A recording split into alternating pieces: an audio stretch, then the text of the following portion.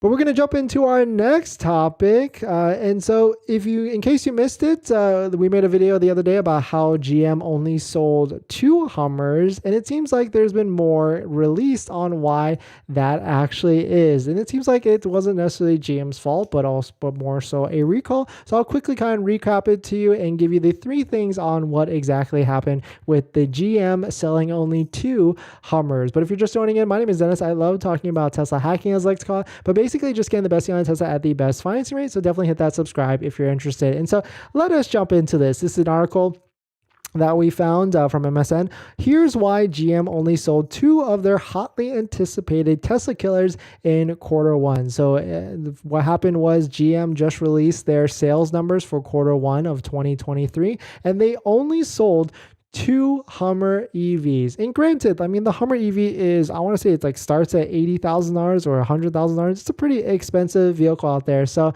regardless, there is probably a lot of people that are interested in the Hummer and that are on a waiting list, because at that time, with the second bullet point that you need to know is that they took over 90,000 pre-orders from the GM page or the GM process order. And so they've got a lot of people they could deliver to, but they only were able to sell 2. And the reasoning why is because production was actually paused and it wasn't restarted until January 31st due to a battery pack sealing problem. So I guess GM just kind of took the more safe route. They didn't want to try and deliver vehicles without any sort of risk. And so they kind of just pause on that. And I guess maybe it takes a while to produce these vehicles, because if it was paused all the way till January 31st, it probably took them more than a month to 2 months to produce any, and they were able to squeeze out 1 to 2 vehicles to actually deliver them. But definitely some pretty interesting stuff. Usually you see a sensational headline and you're like, oh, what is actually going on? But at the end of the day, they are still very early in the production of Hummer